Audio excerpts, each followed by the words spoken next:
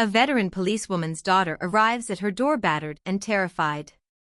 The mother quietly converts grief into a precise plan, gathering medical evidence, surveillance footage and legal counsel, then exposes the husband's violence, fraud and infidelity in court, reclaiming safety for her daughter and community respect. The knock at 1 a.m. in the morning sounded wrong, sharp, urgent, like someone striking a glass until it shattered. Elizabeth had learned to read late-night noises, drunken laughter at the corner, bikes skidding off the curb, the tired radio in a bodega.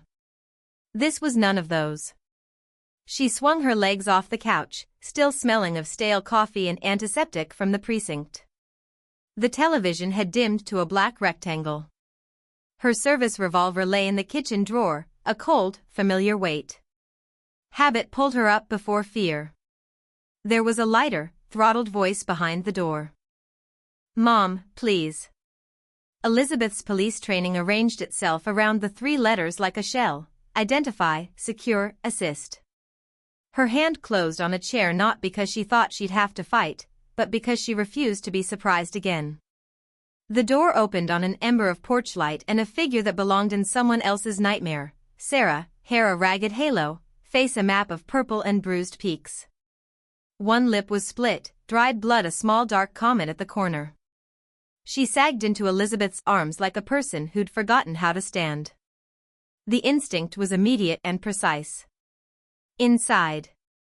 Now. Words were both command and comfort.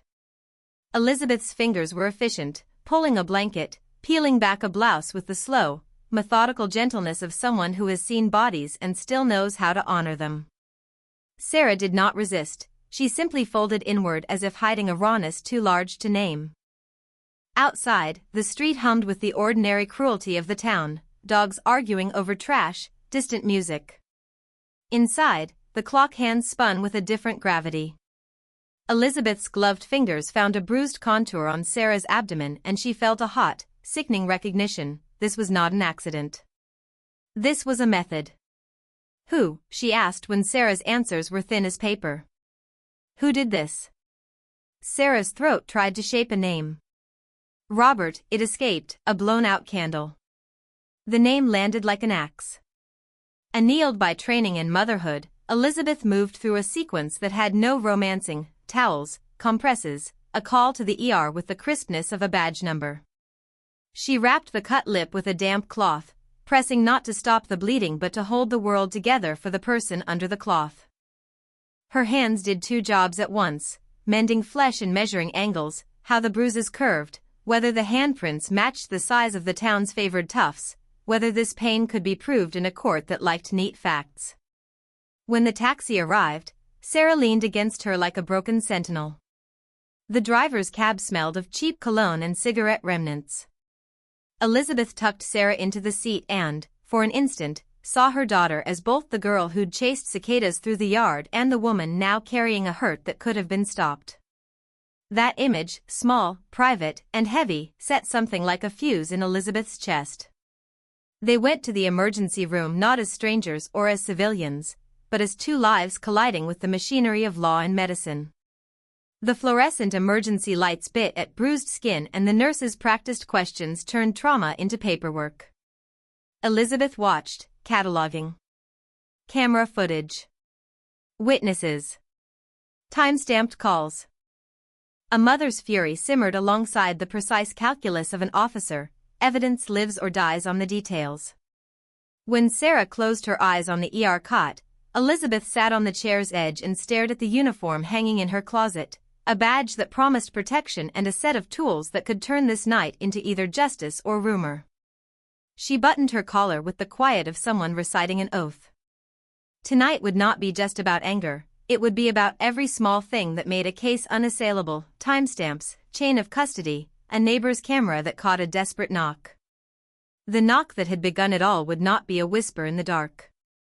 It would be a sound recorded, archived, and brought into light. Outside, the town kept its slow turning. Inside, a plan began to assemble itself in Elizabeth's mind, piece by deliberate piece. Dawn slid in like a thin blade, the house caught between the blue of night and the pitying pale of morning. Elizabeth carried a bowl of broth the way some people carry relics, careful, reverent. Sarah stirred under the blanket with a face swollen by sleep and pain. She ate one spoonful, then another, mouth moving like someone relearning small acts. The kitchen clock ticked while the rest of the world waited. Miss Camilla arrived with a pot on her hip and a steady face. Small towns make saints of the generous, and saints were needed now. She had recorded the midnight knock. The video on Camilla's phone showed Sarah at the porch, the light catching at her shoulders, the sound a thin sob leaking into the night. For Elizabeth, the clip was a proof and a promise. It was proof that something had happened and promise that this town, for all its gossip, birthed witnesses who could be pinned to truth. Elizabeth worked in 2 registers simultaneously, mother and cop. She photographed injuries close enough to catch texture, the matte sheen of bruised skin, the way light pooled in a split lip. Her camera's flash was clinical, unforgiving. Each snapshot turned the domestic into forensic. A USB drive filled like a ledger. James Ellison, the family lawyer, answered with a groggy promise and a legal cadence: file, petition, preserve. The words were small scaffolding for a plan. At the station, Elizabeth did what came naturally: make calls, file reports, lock evidence temporarily in the quiet of bureaucracy. Commander Rosales listened with a professional hush, then authorized patrols around Miss Camilla's house. "Be careful," he said, but not in a way that suggested retreat. He said it like someone who knew streets and men in danger. The word had weight, and the patrol cars took the weight seriously. Rumor moved faster than proof. By midday, someone at the market hinted that Sarah had provoked it. The rumor was a small, ugly thing, persistent as mold. Elizabeth felt it as insult scraped across the wound. Nevertheless, she relied on what she could control: timestamps, witnesses, hard paper. When an anonymous envelope slid beneath her door telling her to be silent, she chose to log it, photograph the handwriting, envelope folds, evidence not of her fear, but of his method. Discovery pushed further: forged signatures on a land transfer. The registry clerk's eyebrow told stories that the paper did not: a man in a hurry, an employee paid, a forged curl that would not survive close scrutiny. The land was family bone, an inheritance, a memory. The betrayal tasted like acid. Robbing land was not only greed, it was a symbolic erasure of history. Elizabeth moved through town in plain clothes, a camera in her bag like a talisman. She waited by neon bars, took license plate photos, followed shadows from a distance. Her work was quiet. She was not seeking gladiatorial confrontation, she was building a record. The pawn shop held men who counted cash in disdain like a daily ritual. Robert wore entitlement like a suit. He chewed tobacco and offered Elizabeth a hollow greeting that underestimated what files than a calm woman could do. The mistress, Denise, was a puzzle. She came at first as a femme fatale silhouette, red dress, cigarette ash, but the envelope Elizabeth left at the bar turned her into something else: a frightened woman with debts, slightly gullible and deeply cornered. Elizabeth did not want to play savior, she wanted a witness. When Denise viewed the forged transfer and the numbers of her bank account, the confession came out like breath from cold lungs. She admitted being used. The turn had the awkward honesty of someone who had been manipulated, and it shifted the calculus in a way Elizabeth had known it could. If allies could be found in unlikely places, a story could be told that was more than bruises and whispers. Meanwhile, Sarah's small acts began to change. In therapy she found fragments of speech, names, times, an assertion that she hadn't asked for it, that alone was a reclamation. At night she still woke screaming, but by day she could hold a bowl, could iron a shirt, could register that her hands belonged to her again. Those were minute, stubborn victories that Elizabeth held like rare coins. The town split along invisible lines. Some stood with Robert. Allegiance to a charismatic liar is a powerful currency. Others, quietly, put their heads down, watching. The courtroom would decide much, but in the days of build-up it was evidence and quiet courage that would decide more. Elizabeth kept filling folders, each photograph a small accusation. Each file sealed another piece of the truth into tangible form. Justice, she had learned, loves order. So she made order from chaos, one meticulous photograph at a time. The day the registry clerk slid the photocopy across the desk, the air seemed to flatten. Signatures that pretended to be theirs looked like actors who had lost their lines, wrong slants, shaky loops. Robert's hand had reached beyond fists, he'd reached for legacy. Forgery rebranded the crime, no longer only physical harm, but theft of memory. It was the kind of betrayal that carved deep. Elizabeth expected resistance in court, but she had not expected campaign tactics. Robert hired a high-profile lawyer from the city and the town's rumor mill shifted into overdrive. A smear campaign spun, Elizabeth as an overreaching officer, Sarah as a liar, the land transfer recast as consensual. The mid-game changed pace. Legal maneuvers replaced broken doors and bruises. The trial calendar pushed like a tide, each deadline a pressure point. Then a call came that didn't fit the pattern. Denise had been followed on her way to the safe house. Two men in an old gray truck kept her from entering the gated apartment. She had run, breath jagged, eyes wild. Panic has a way of revealing loyalties. Elizabeth's chest tightened. Now the fight was not only about truth, but about safety. She ramped protection and tightened the net. Commander Rosales arranged relocation. James filed emergency motions. But the menacing presence of the truck said something the court documents could not: intimidation. Elizabeth pressed Denise for details in a quiet room. The mistress's palms trembled as she spoke. Robert had promised her security, she said, and he had accepted favors and documents as a trade. But she had never imagined violence would escalate, that his cruelty wasn't merely for control but for erasure. Elizabeth watched Denise confess small betrayals, texts ordered, signatures signed at midnight, promises of land that existed only in a man's fantasy. The more Denise gave, the more her face softened and hardened at once, guilt and the first real taste of agency. At home, in the early hours, a voice on Sarah's phone tried to claim her. "If you talk, you lose everything," read one of the messages James presented. It was a crude attempt to manufacture silence. It was also a key. Texts. Times. Metadata. Web trails trembled under the right kind of scrutiny and Elizabeth's team began to pull threads. In a legal precinct, data is an X-ray. It reveals where the body of a lie has been stored. The midpoint came as an odd scene of domestic theater. Elizabeth sat in an old car outside the Arches bar, camera off but ready. She watched the neon sign smoke a halo into the street and saw Robert lock arms with Denise, laughing, entirely oblivious to the web closing in. He moved like a man who believed himself untouchable. The camera clicked once, twice. Each shutter swallowed arrogance like a trap closing. Elizabeth felt an ugly thrill, not of victory but of confirmation. The man who had pried open her family's life with lies and fists now moved in the open, brazen. But room for surprise remained. A patrol report arrived detailing damage to the pawn shop's ledger. Someone had tried to erase digital records the night before. It was amateurish, but it meant desperation. He was fighting back in ways that did not always wear a glove. The ledger cleaning attempt was sloppy. It left shadow trails. The town's small technical blind spots suddenly opened like windows for evidence to flow through.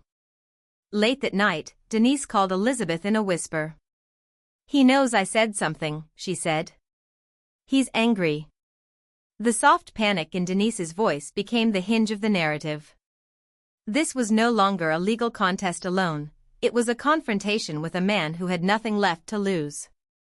Elizabeth's strategy rats and bolts tightened. Witness protection, more camera backups, emergency filings. The quiet confidence she had cultivated converted into a low, steady engine of motion. When the day of the hearing was set and Denise agreed to testify, the midpoint had accomplished a shift. The story was no longer a mother's righteous anger against a private abuser. It had evolved into a public unraveling, a collision course in a courtroom where private violence met public law. The stakes rose, because this time, the town would choose which side of history it wanted to be on. Courtroom doors are small portals with enormous consequences. On the morning the hearing began, the hall thrummed with undercurrents, neighbors, a stray camera, a cluster of men who looked half defiant, half worried. Elizabeth and Sarah entered under a hush like a pair of armor. She had chosen a light blue dress for Sarah, not to hide, but because color can be an act of defiance against bruise-shaded mornings. James set the frame with a steady opening, evidence chain, timeline, witness corroboration. He presented the videos first, Miss Camilla's porch clip, time-stamped and clear. Sarah's knock and sobs leaked into the room like a private sound forced public. Murmurs moved like a wind. Robert's lawyer tried to pivot, claims of entrapment, accusations of coercion. A thin haze of spectacle threatened to distract from the facts. Elizabeth watched Sarah through the hearing like a hawk watches prey. The daughter's fists tightened and relaxed, then she spoke, halting at first, then with a voice that became less a whisper and more a line drawn between the facts and their reality. Sarah's testimony was small in words but devastating in sincerity, the hush of fear, the details of threats, the steps Robert took to isolate and control. Small details, a missing parka, a late-night phone call, a bruise that matched the cuff of a thrifted jacket, stitched a believable portrait. The courtroom responded to truth because truth is hard to mock when it's edged with human things.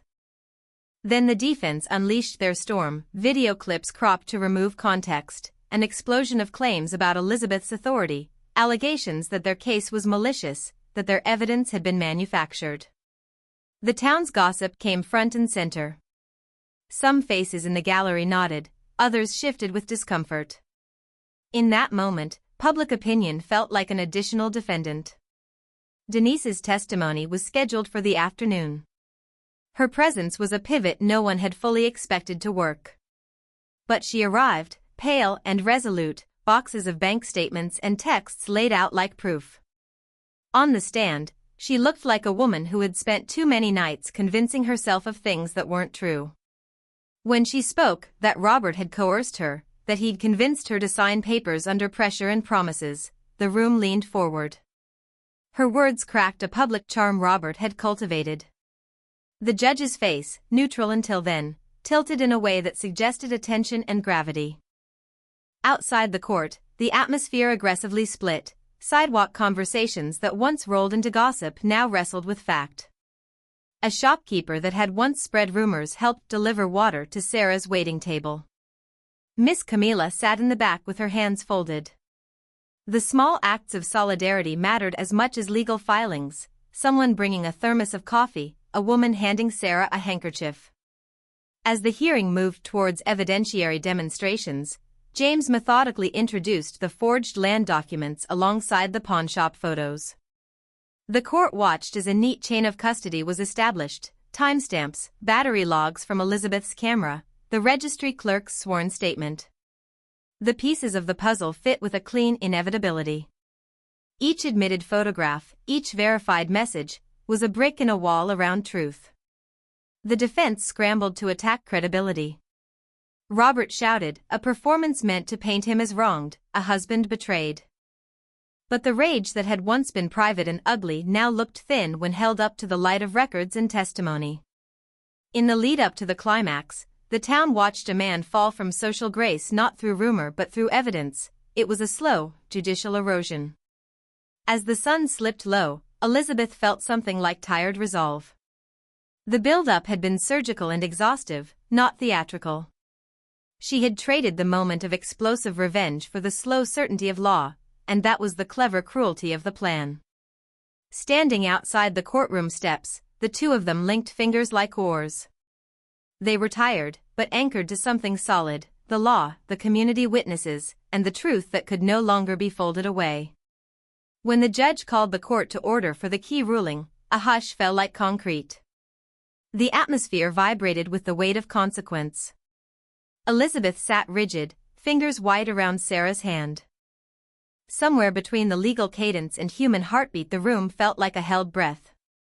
James rose and presented the final piece, a coordinated, time-framed montage of evidence. Miss Camilla's porch video in crisp replay, Denise's bank statements, the pawnshop photos stamped with times, the registry clerk's authenticated copy with forged signatures highlighted. The screen-lit faces and facts, a sequence built with the same tenderness Elizabeth had used in photographing Bruises, but now weaponized as truth. Robert's face faltered as his own actions reflected back at him. He had been loud in the pawn shop, he had been violent at home, he had forged papers to take legacy. Legal precision had pried apart his performance. The judge's voice, when it finally cut through, was not theatrical, it was something colder, more absolute. The court finds the evidence credible and compelling, he intoned. It was a legal drumbeat that echoed in the wooden benches. But legal proclamations are not only words. They are the mechanics of accountability, protection orders, asset freezes, criminal referrals. The judge issued them one by one, a protection order for Sarah, an injunction freezing the land transfer, evidence forwarded to the district attorney for criminal inquiry. The verdict was more than a sliver of vindication, it was the machinery of consequence moving with deliberate slowness. Robert reacted as men like him often do when no other mask remains. He shouted, stood, attempted to turn the courtroom into a stage for grievance and rage. Court-martials closed in like choreography. The man called son-in-law by the woman he betrayed became, in the press snapshots, a figure in cuffs, in the town's gossip, a cautionary example. He slumped and looked smaller than the rumors had painted him. Denise's testimony had been the hinge. Her admission, the ledger of promises, the bank statements, the text logs, unraveled the myth that he was a wronged man. The public watched the unraveling. People who had once parroted his defenses now shifted their gaze. Some eyes that had been skeptical softened into quiet shame. Miss Camilla's hands trembled with relief, and a woman behind her dabbed at the corner of her eye as if wiping away shared complicity. But triumph tasted unusual to Elizabeth. In court, justice moved with a measured cruelty. It took long enough that small parts of the world could be damaged beyond repair. The judge's ruling did not repair Sarah's nights, nor erase the days when a man had held power over a daughter's body and a family's land. What the ruling did was throw light into places that had been dark. It turned private shame into public record. When the gavel fell for the final procedural mark, Elizabeth felt the tightness in her throat break into small, hot tears. They did not feel like joy so much as an exhale, a kinetic release from months of grief and planning. Outside, the press swarmed like a sudden storm. Cameras flashed. People shouted opinions into microphones. Among the noise, footsteps pressed forward, patrol cars hauling Robert away, neighbors watching him pass like a man exiled. Sarah hugged Elizabeth with a force that belonged to a child again and an adult who had been through something. For an instant, the world narrowed to the two of them. Elizabeth thought of how many nights she had sat in the precinct after a brutal call, of how often silence had swallowed stories. She thought of the small acts that had built this outcome, a neighbor's recording, a doctor's careful charting, a lawyer's quiet stubbornness. Justice had arrived not as fireworks but as careful, relentless accumulation. On the courthouse steps, a few people whispered the word justice like a benediction. There were no parades, no vindictive pleasures. There was a subtle, communal intake of breath, like a town learning to remember who it wanted to be. Elizabeth looked at Sarah, and in that gaze was the season's real change, a daughter reclaimed, a predator disarmed, an inheritance returned to memory. The climax closed not on spectacle, but on something harder, a quiet restoration that would have to be rebuilt every day. After the arrests and the legal motions, life reassembled itself in small, careful ways. The town's hum returned, but the air felt different, less permissive of silence. Elizabeth and Sarah moved through the world as two figures stitched with new caution. Home became a town of small rituals, early morning tea, a shared walk to the market, Sarah's therapy sessions that began to look less like excavation and more like rebuilding. Weeks passed and the bruises faded into faint constellations across Sarah's skin. Some scars refused to vanish, they marked memory instead of pain. Therapy taught her how to inhabit the space of her own life again, naming fear, practicing boundaries, learning that the world might sometimes return kindness. Elizabeth watched these classes of recovery like a gardener watching the soil, patient, vigilant, hoping the tender shoots would hold. The town's gossip shifted, too. Those who had once believed the loudest liar had to answer for their casual cruelty. Some apologized with awkward sincerity. Others stayed silent, their faces a testament to small, human failings. Miss Camilla stopped by with sweetbread and a weathered pot of soup. "You did right," she said one afternoon, as if action could be recast into comfort. In that small domestic exchange, Elizabeth felt the repair of community begin. Denise's name slowly receded from public scorn. She left town, rumor said, for a distant city with the hollowed hope of starting over. Elizabeth did not judge, she recognized the small, messy choices that make up complicity and survival. In the quiet weeks, she visited the courthouse for follow-up hearings, gave testimony for procedural threads, and kept an eye on the legal paperwork that guarded their victory from being undone by appeal. The law had moved in their favor, but it required tending.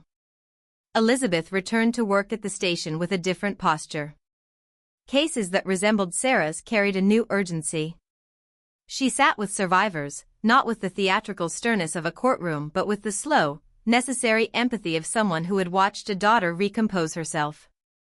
"You don't have to carry it alone," she would tell them, and for some the words landed like a small bridge. One evening, Sarah paused in the doorway of the kitchen waving a piece of paper between her fingers. It was a letter, an offer for a job in accounting downtown. Her voice when she said it was bright and small, as if she were testing a new muscle. Elizabeth reacted with a laugh that trembled and then steadied, the kind of sound a person makes when relief begins to feel real. They sat that night on the porch, two silhouettes against a low-slung sky. The house creaked the slow, honest rhythm of things that are lived in. Elizabeth sipped cooling coffee and remembered the night when a knock broke open everything. She had been a cop then too, quick with procedure, merciless with facts. But tonight, she felt the quieter part of herself, the mother who makes soup at dawn, who holds thumb-smooth hands, who watches someone relearn laughter. The town would not forget the story overnight. The paper ran the headline and people had things to say. But in the weeks that followed, small changes made themselves visible, a neighbor reporting a suspicious tone of voice, a small shop displaying pamphlets on domestic resources, an older man who used to downplay violence now quietly asking where he could volunteer. Elizabeth kept a file drawer locked with folders labeled in her neat hand, reports, photos, transcripts. She never forgot the pieces that had built the case. She also kept something else on the shelf, a tiny, battered wooden horse that belonged to Sarah as a child. It was a bad, crooked thing, a souvenir of summers with cicadas and backyard laughter. One evening she placed it on the windowsill and watched the way the sunset struck it gold for a breath. As fall moved in, Sarah laughed more and slept deeper. She cooked an entire meal one Sunday and sang as she stirred the pot. The sound was small, domestic, not a climax but a quiet proof that the life they had bled for could be lived again. Elizabeth felt wounded and whole at once. Justice had been served, but the long work of healing would continue. Before bed, Elizabeth sometimes opened the closet and touched the uniform she'd taken off in the pawn shop months earlier. It fit her still, the weight of duty, the contour of obligation. She left it there, not because she sought glory, but because it reminded her that protection could be practiced in many forms: a badge, a camera's click, a neighbor's recording, or a bowl of chicken soup given in the dark. She closed the door and went to Sarah's room where a light was still on and the sound of someone softly humming filled the house. The future was not a single verdict, but a small collection of persistent acts, watching, listening, believing. Outside, the town slept, or tried to, while inside two women learned to live post-truth, post-bruise, and not entirely healed but steadily alive. Elizabeth whispered to the empty room, "We did what we had to do." And somewhere between resolve and exhaustion, she believed them.